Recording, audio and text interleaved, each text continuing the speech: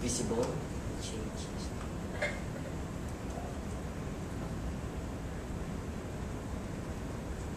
Gumagana si intelligence. Dad! Pwede rin may basic authentication with the services. No, because this goes through the web, right? So anything that goes through the web, di ba may pipeline ka naman, ASP.NET pipeline and everything. So if you have security there, siyempre may intercept mo na and everything. So there are many ways you could secure this also. And in fact, if you want to, let's say, divide this up into certain combinations, you could may opt to create multiple SVC if you want to control access to the SVC. That's also a possibility. Yes. How can you add a login before using those services? How do you add a login for? Like for example, before you are able to retrieve data, it should ask first for like tokens. Isasama mo sa URI yung ano. So, two things, diba? Kung dadaan mo sa HTTP yung standard forms of authentication. But I haven't tried this, but it's most likely naman, you could set up your web config forms authentication by integral yan sa loob. So, if you're using basic naman sa Windows authentication na forms authentication, remember when you do a connection, right? Okay.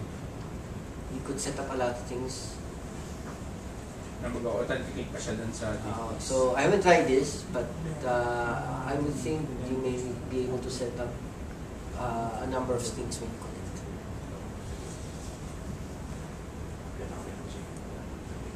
This is not something I would use every day, unless probably you're using Silverlight. Because in Silverlight you're really running a totally foreign machine, right? Dataset. But if you're in an enterprise internally,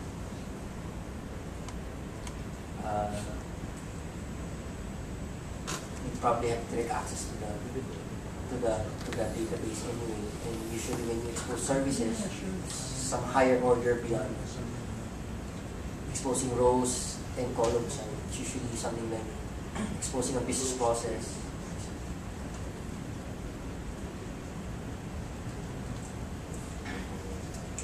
So questions? So what's critical there is yung yung record set, data reader, data set. Okay, so if you plan to really just upgrade your current system from the existing code, work with that. Don't be too ambitious yet, especially if the budget doesn't make you ambitious. No? Kasi we're all budget driven naman. So the easiest way is to make sure everything's ADO so that when you migrate, everything's working. Okay? And slowly upgrade those applications. Okay, sabihin niya, tapon na niya application, wala na pala gumagamit, isa lang pala gumagamit.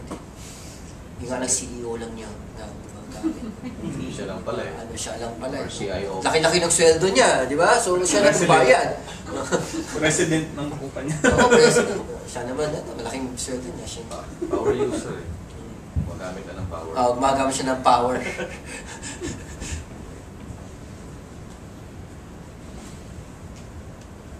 Okay, so since we don't have any more questions, yes. Created a .ctl or control something. .ctl file. Kasi gumagana pa rin po siya sa ano. Yung CTL files? User control? User control. Pero iwan siya sa VB6. That would depend on what scope, what yung code inside that user control.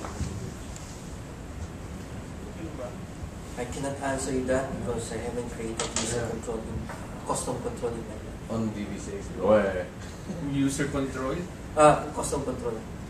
Okay, here's what to do. ESP ba yun? Di nyo, pakita ko ngayon. Bibigay ko sa inyo yung ang free resource from the resourcing site, msdn.microsoft.com/vb6 yata. VB6 resource site. You could download the free ebook. So once you download the free ebook, it will install here. Yeah. So, nandito lahat ng information na kailangan. So, for example, ano kailangan mo na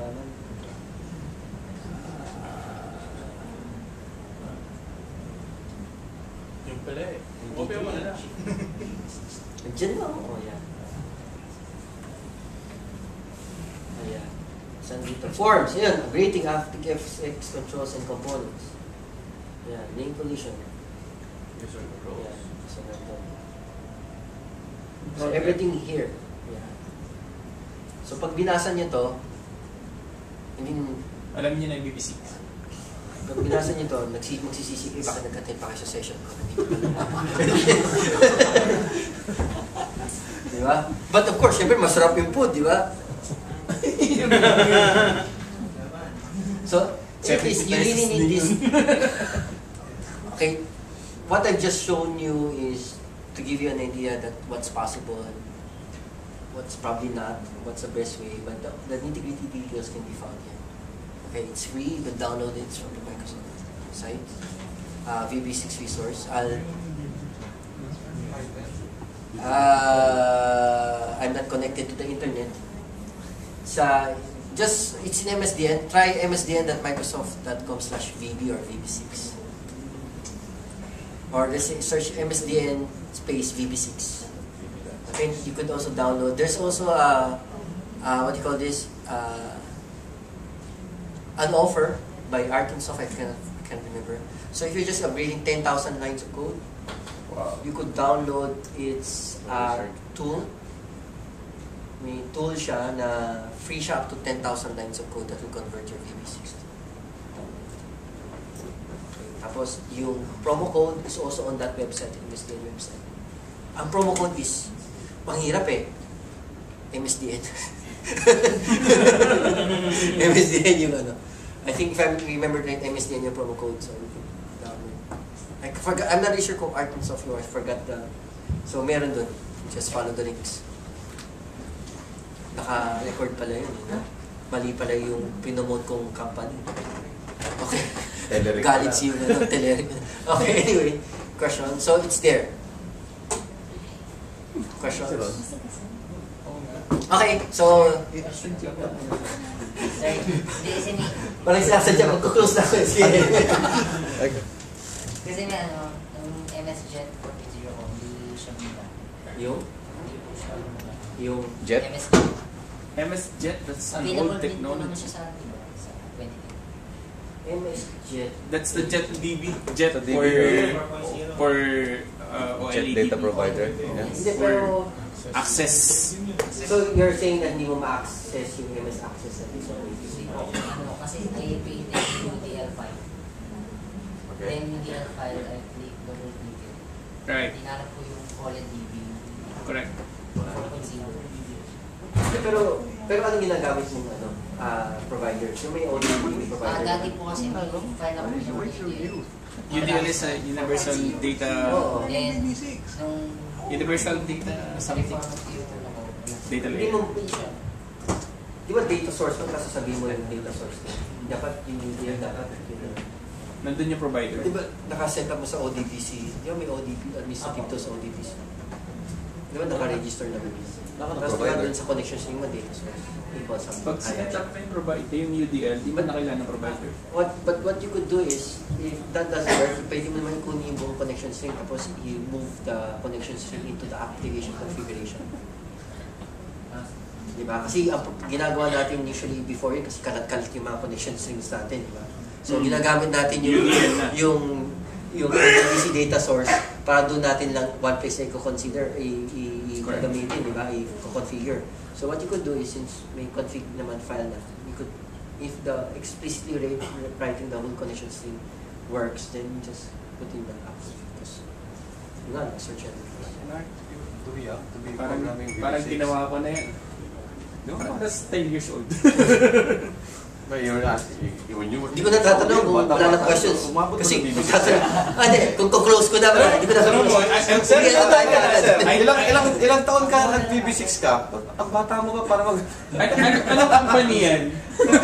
It could be ones of Edu's creation. Baka mukha lang siyang bata. Oh, baka baby face. Oo. Sabi ko, Baka parang...